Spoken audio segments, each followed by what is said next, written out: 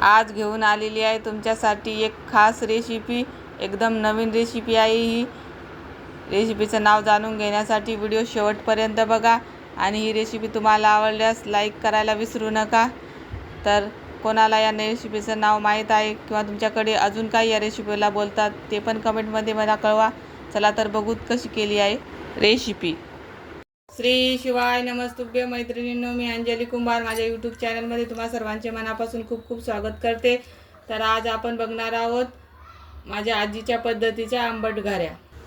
आंबट घाऱ्या बनवण्यासाठी साहित्य बघूत। इथे मी घेतलेले आहे 1 वाटी ज्वारीचं पीठ, 1 छोटा चम्मच हळद, 10-15 लसण आणि जिरे कुटून घेतलेले आहेत, 1 छोटा चम्मच मोहरी आणि गरजे इतकं लाल तिखट। आता आपण ज्वारीचं पीठ हटून घेऊ।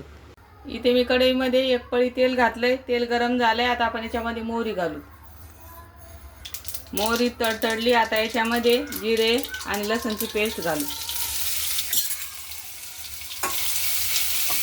तेलामध्ये छान परतून घेऊ। छोटा चम्मच हळद, लाल तिखट। आता याच्यामध्ये फोडणीसाठी 1 ग्लास पाणी घातलं। इथे मी या ग्लासनं 2 ग्लास पाणी घातलेलं आहे। चवीपुरतं मीठ घालू। याला छान उकळी काढून घेऊ। तर इथे पाण्याला उकळी आलेली आहे। आता आपण हे ज्वारीचं पीठ याच्यामध्ये हटून घेणार आहोत।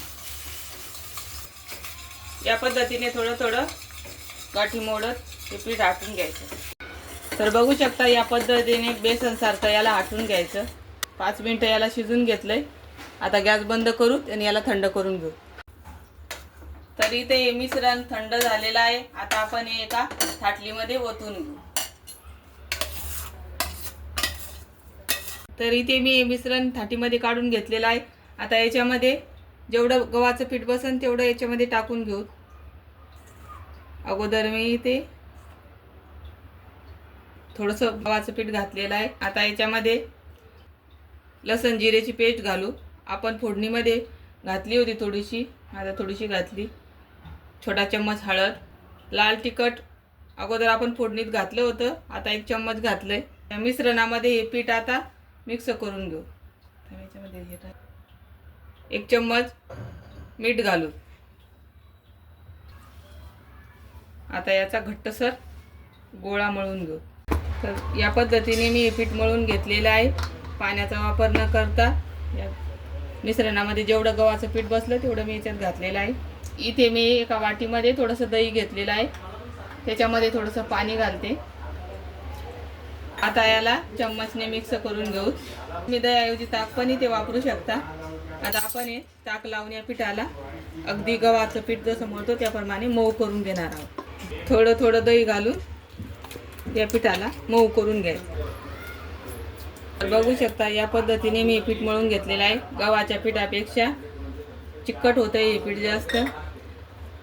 साधारण अर्धी वाटी दही वापरले मी हे पीठ मऊ करायसाठी।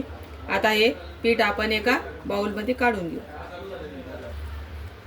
तर इथे मी या बाउलमध्ये हे पीठ काढलंय, याला थोडंसं वरतून दही लावून घेऊ। आता 10-12 तास याला असंच आंबवण्यासाठी झाकून ठेवू। आता इथेच मी किचन वट्यावर याला 10-12 तास असंच झाकून ठेवते। तर 10-12 तास झालेले आहेत। हे पीठ आपण मळून ठेवून सांबूस झालेलं आहे हे पीठ। आता आपण याच्या आंबट घाऱ्या बनवायला घेऊ। तर इथे मी एका वाटीमध्ये पाणी घेतलेलं आहे। यूट्यूबला सर्च करून पण ही रेसिपी सापडणार आहे। तर मस्त झालेलं आहे आपलं हे पीठ।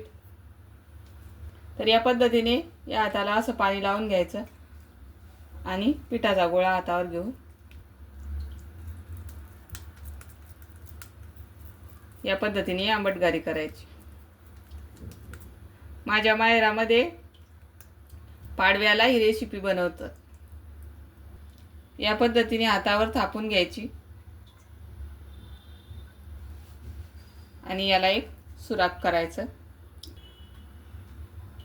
आणि या हाताने अशी पकडायची। इथे मी कढईमध्ये तेल घातलेलं आहे, तेल गरम झाले। आता आपण ही आंबट घारी तेलामध्ये सोडून घेऊ। गॅस मीडियम करायची। मीडियम गॅसवरच आपल्याला आंबट घाऱ्या तळून घ्यायच्या आहेत।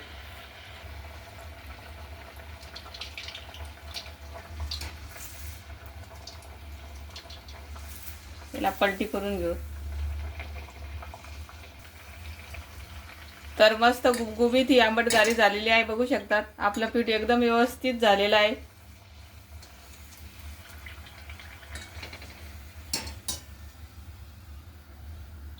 तर बघू शकता किती मस्त झालेली आहे आंबट घारी. कमी गॅसवर तळल्यावर याच्यामध्ये कच्चेपणा राहत नाही मधामध्ये. आता आपण दुसरी एक आंबट घारी या पद्धतीने तळून घेणार. तर तुम्हाला हव्या त्या आकाराच्या तुम्ही लहान मोठ्या आंबट घाऱ्या बनवू शकता. तर माझ्या पद्धतीने नक्की या करून बघा. गव्हाचं पीठ ज्या पद्धतीने चुरतो त्याच्यापेक्षा पातळ झालं होतं हे दुसऱ्या दिवशी पीठ. या पद्धतीचंच पीठ पाहिजे.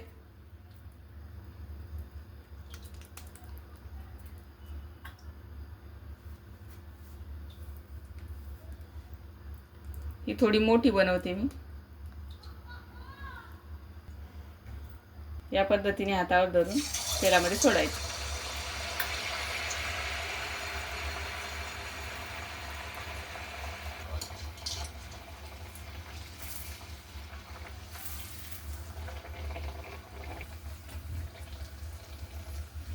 मस्त गोल्डन कलरवर या तळून घ्यायच्या आंबट घाऱ्या. तर इथे माझी दुसरी पण तळून झालेली आहे. आता मी सर्व आंबट घाऱ्या या पद्धतीने तळून घेते. तर मी इथे 5-6 आंबट घाऱ्या तळलेल्या आहेत. तुम्ही बघू शकता किती मस्त झालेल्या आहेत. आता आपल्याला जेव्हा खायचे असले तेव्हा आपण त्या पिठाच्या मस्त गरम गरम तळून देऊ शकतो.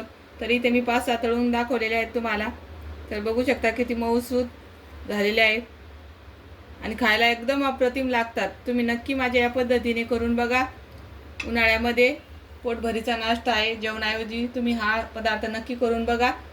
तुम्हाला खूप आवडेल. आणि माझी रेसिपी कशी वाटली नक्की कमेंटमध्ये सांगा.